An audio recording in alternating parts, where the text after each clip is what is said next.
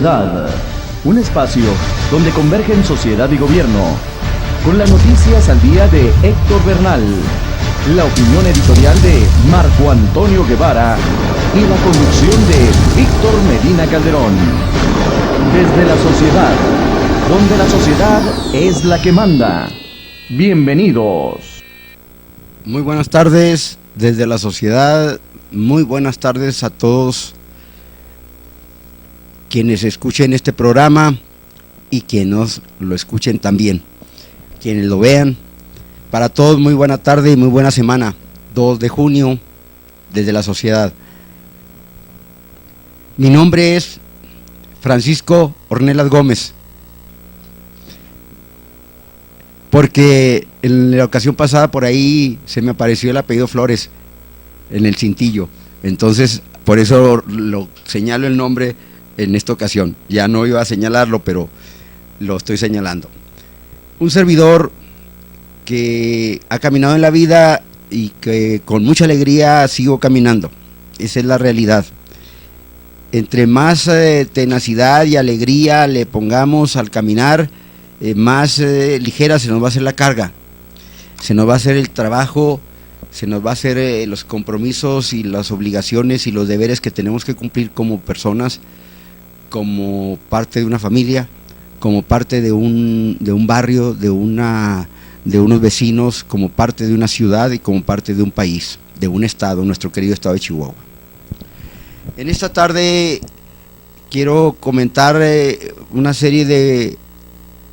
situaciones, de noticias que se han estado dando en los últimos días, en los últimos momentos, pero principalmente retomar en esta participación y con la amable disposición de ustedes de escucharme para que reflexionemos juntos y compartamos con aquellos que consideren que las opiniones de un servidor son válidas, tienen contenido y por lo mismo hay que compartirlas. Si así fuera, yo muy agradecido, y este programa desde la sociedad también, y si no, bueno, pues es la decisión de ustedes, por lo cual son muy respetables, mujeres, hombres, jovencitos, jovencitas, que sigan en un momento dado, vean este video. Que vamos a comentar, de alguna manera retrotraer lo que vimos el lunes pasado, que fue nada más una media hora, porque en aquella ocasión señalaba que el domingo me había accidentado estando yo fuera del auto. El que sufrió las consecuencias fue el auto, pues, que fue impactado, y nada más estuve media hora en otro turno que fue en la tarde. Hoy vamos a estar de continuo, mientras no se decide otra cosa, desde la sociedad, los lunes de 4 a 5, para que así ya aquellos que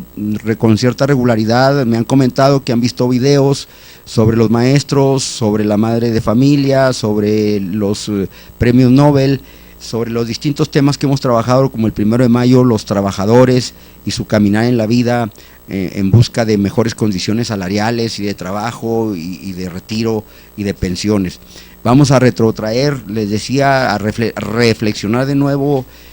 con otros enfoques, con otros nuevos puntos de vista, para que se enriquezca lo que de alguna manera yo pienso que lo dejé pues tal vez limitado, no tanto por el tiempo, sino por lo que planteé yo en aquella ocasión. Y con ustedes, ojalá varios me han comentado que vieron el video y eso me retroalimenta y me hace venir de nuevo para que hablemos de la sociedad, para que hablemos de los hogares, de las políticas públicas, de las escuelas, de los maestros y de los jovencitos y las niñas y los niños que van a las escuelas. Es un tema recurrente, es un tema fundamental en la vida de los pueblos y de las naciones desde hace muchos siglos. Los primeros maestros fueron los propios padres, y en un caso dado, remontándonos a miles de años, eran el grupo trivial, el grupo que se estaba unido por razones de seguridad, los 40, 50 o 80 hombres y mujeres, que entre todos ellos enseñaban a los críos, a los niños y a los jovencitos para saberse valer en la vida. Era como decir una escuela pública en la que todos eran los adultos mayores, eran los maestros, y lo mismo que las mujeres eran las maestras. Y luego surgió, pues, así como surgió la agricultura, surgió la educación. Para iniciar, podría decir, pues, manejando una idea que no es de un servidor, la dijo, no recuerdo el filósofo, un literato. Generalmente los literatos, los filósofos, los pensadores son muy certeros para darnos pensamientos que con 2, 3 líneas, a veces con 4 o 5 palabras nos dicen todo, como una fotografía que nos dice más que 1000 palabras. Alguien lo dijo por ahí certeramente: cuando la pobreza entra por la puerta, la alegría brinca por la ventana. Yo le agregaría: brinca la alegría y brinca la armonía. Cuando la pobreza entra por la puerta, brinca la alegría y brinca la armonía por la ventana. Escapan, y dentro de ese hogar, ¿qué se queda adentro? Pero me iría más atrás. La pobreza no entró, la pobreza allí era huésped permanente. Esto es, la pobreza ha vivido en ese hogar, en esa habitación, en esa choza, a veces una pequeña casa de 1 cuarto, de 2 cuartos, que uno lo hace de dormitorio y el otro lo hace de sala, de estancia, de cocina y de baño, de todos, que en esa casa siempre ha habido pobreza. Entonces no hay aquí con que la frasecita que acabo de decir, que es muy respetable, y más el que lo dijo, que cuando la pobreza entra por la puerta, se brinca la alegría y se brinca la armonía. En este tenor, en el caso de México, vamos a extrapolarlo, vamos a extenderlo a un país completo. Entonces ya no sería la casa de 5 miembros, 6 miembros, a veces de 7 miembros, porque ahí está el abuelo o la abuela o los dos, con el hijo, la hija y más los nietos, de 6, 7, 8 miembros, y a veces así están en una pequeña casa, hogar, como se le llame, no sabe uno ni cómo expresarlo, pero ahí viven hacinados, amontonados, para que nos entendamos mejor, los adultos, los jóvenes y los niños, y los muy niños que tienen meses de nacidos. Este México nuestro, de esta casa que estoy extendiéndola pues a más de 50 millones de pobres. Y para que nos quede la idea más clara, por aquellos que por primera vez vean el video y no hayan escuchado algunas expresiones mías, o no hayan leído en la prensa, porque desgraciadamente mucha gente, por limitaciones económicas, por cuestiones culturales, porque dedican su tiempo, no tienen tiempo a otra cosa, y se ven presionados y no les interesa, o no pueden leer, o están viendo la telenovela o qué sé yo, pero que no han visto las estadísticas frías, las estadísticas que vienen y aparecen regularmente, en un día sí y otro también, regularmente, de todo tipo, en lo económico, en lo social, en lo educativo, en todas las, de todos los tipos, las noticias, de todas las esferas que tienen que ver con la vida del ser humano. ¿Cómo explicarnos, pues, cuando nos dice el INEGI, el Instituto Nacional de Estadística, que es una institución muy fidedigna, muy creíble, que hace su trabajo con mucho esmero, a partir pues de encuestas, investigaciones, levanta censos, etcétera, etcétera, y dedica a muchos jovencitos y dedica muchas horas para saber cuántos vivimos en este México, qué tenemos, en qué lugar vivimos, cuántas son las habitaciones, cuánto es nuestro ingreso, en qué trabajamos, qué comemos, cuántos hijos tenemos, a dónde van, si están en la escuela, si ya no están en la escuela, etcétera, etcétera. Ellos nada más se dedican a recoger la información tal cual es. Y obviamente pues la gente le dice, y además, como le dice, lo que se ve no se pregunta, ¿verdad? Se ve que hay un cuarto o hay 2 cuartos que están trepados en el cerro, que no hay agua potable, que tienen un tambo afuera, no estamos hablando de tinacos de ninguna manera, que tienen un tambo afuera que se llena cada lunes o cada 15 días, no sé, pero la INEGI se encarga del Instituto de Estadística y Geografía, se encarga de investigar eso y luego aportar los datos para saber dónde estamos parados, cuál es la realidad de nuestro México. ¿Por qué señalo esto? ¿Qué tiene que ver con lo que yo quiero plantear?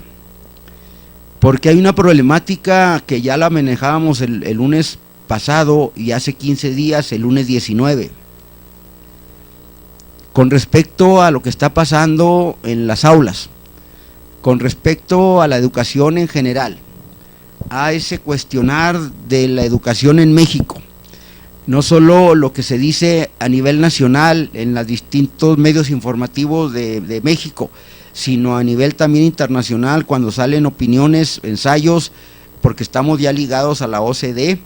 que es la Organización de los Estados de Cooperación Económica de muchos estados, de muchas naciones, principalmente todas las europeas y algunos de Asia y algunos de América Latina, principalmente México, de América Latina. De esa veintena de veintitantos miembros de la OCDE, ahí nos evalúan y generalmente estamos, como se dice coloquialmente para entendernos, a la cola, o sea, al final estamos, si son 30 los evaluados, estamos en el número 28, en el número 29, en atraso de este tipo, en atraso de lo otro, en corrupción, en bullying, en ninis, en secuestros, en violencia sistemática que no se va, que al contrario solamente cambia de escenarios, a veces de un estado para otro, o de los estados que eran del norte se fueron a estados del sur, sureste, y otros estados que siempre han permanecido al margen de esa violencia en forma increíble. Qué bueno, ojalá que un día de ese ejemplo. Estoy hablando de estados como Yucatán, como Campeche, que generalmente nunca aparecen en la nota roja, así con esa violencia exacerbada, exagerada, incrementada. Eso es lo que estoy diciendo. Esta sociedad está extendida de vulnerabilidad, de enferma por la situación de pobreza. Esta sociedad que la traslado del su hogar pobre a la sociedad en general, me refiero al México en general. ¿Por qué meto a la institución de estadística?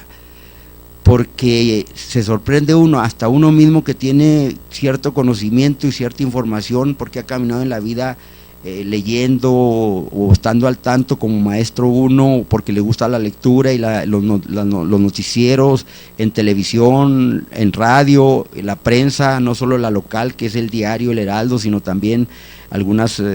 publicaciones nacionales como el Reforma, el Proceso, la Jornada. Busca una manera de estar enterado uno. ¿Qué es lo que nos dicen? Que hace año y medio, en diciembre del 12, cuando toma posesión el señor Peña Nieto, se lanza una cruzada contra el hambre. Estamos hablando de un año y medio exactamente, del régimen de Enrique Peña Nieto. Y resulta que Chihuahua, nuestro municipio, nuestro querido municipio, donde está asentada la capital, es parte del municipio que queda incluido entre la cruzada contra el hambre. Chihuahua, Ciudad Juárez, las capitales, Monterrey. Entonces dice uno, ¿cómo? Pues sí, porque resulta que en las ciudades y en las capitales, y si vamos a por muchos lados, vemos muchas cosas de alta modernidad, como algunos perversos en alguna ocasión llegaron con un grupo de centroamericanos y los acercaron, o a lo mejor eran gente de las etnias, o simple y sencillamente jornaleros, gente muy humilde de Guerrero o de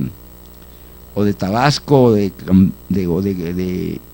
Chiapas o de Oaxaca. Llegaron los muy perversos ahí, los tratantes, los coyotes, los enganchadores, llegaron aquí al periférico de la juventud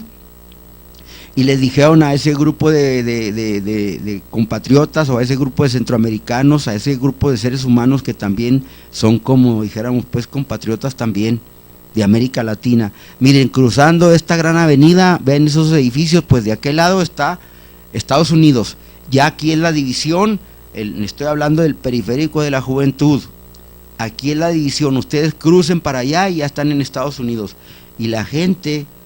Si nuestra gente de Chihuahua, muchos no conocen Chihuahua, o muchos llegan por primera vez y no saben ni qué es el Periférico de la Juventud, ni qué es la Plaza del Sol, ni qué son todos esos grandes edificios como el Hospital Cima y todo lo que hay que ustedes saben del Periférico de la Juventud. Pues así les dijeron, cruzan ustedes esta avenida y ya están en Estados Unidos. Entonces aquí tenemos pues que en esta ciudad de Chihuahua y en las grandes capitales están incluidos como municipios para ser atendidos por la cruzada contra el hambre. Entonces, ¿de qué estamos hablando? De una sociedad que está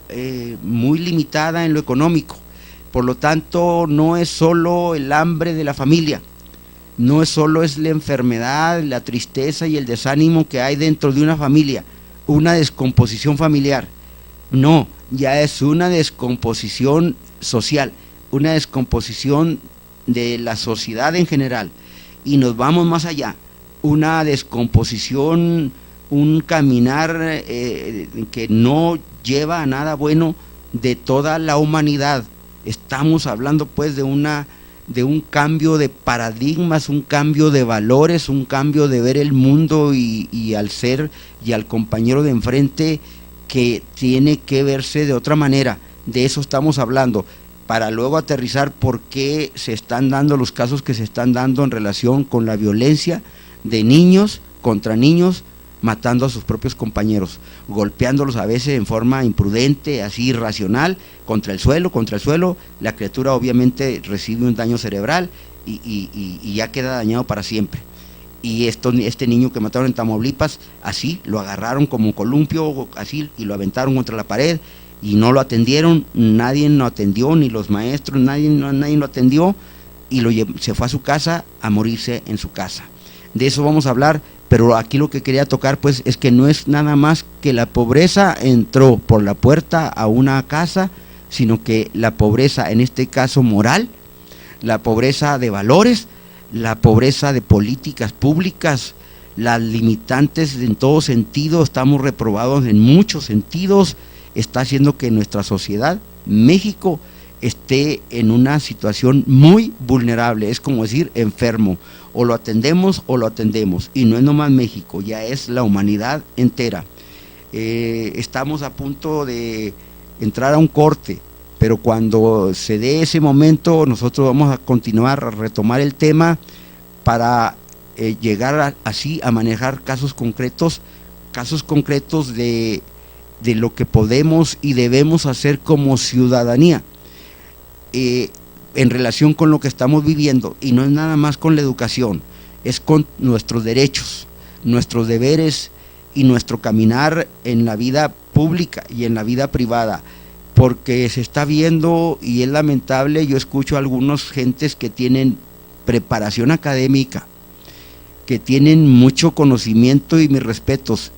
y me dicen, yo no quiero saber nada de esto, a mí no me interesa esto, no me interesa leer esto, no me interesa escuchar esto, es como decir, yo me cierro, yo me aíslo, yo vivo mi mundo y que lo demás ruede. Por eso estamos como estamos, porque al final de cuentas es como si fuéramos entes aislados, o sea, personas aisladas. Yo resuelvo mi problemática en cortito con los míos, o sea, mi familia, los que están cercanos a mí, cada uno hace lo mismo, y de esa manera, entonces como mexicanos ya no valemos nada, o sea, estamos totalmente desunidos, estamos totalmente vulnerables, es como si fuéramos un puño de lápiz, pero que nada más cada quien es un lapicito, y cualquiera agarra ese lapicito, y por no dejar, hasta con los mismos dedos truena el lápiz, lo quiebra el lápiz. Pero si estuviéramos unidos, ese puño de lápices no lo quebrarían fácilmente, así agarrándolo con las dos manos y con toda la fuerza, porque ese puño de lápices serían 15 o 20 lápices en un solo manojo, en un solo haz, y ya no lo quebrarían tan fácilmente. Imaginémonos pues uniéndonos todos para resolver un problema a la vez, para atender una situación a la vez. Por eso yo invito, ahorita entramos a corte en 20-30 segundos, que continuemos para hablar de otra situación, pero que está muy ligada a este asunto que acabo de señalar yo, la sociedad y la descomposición en la familia. En un segundo más estamos con ustedes. Desde la sociedad, Continuamos.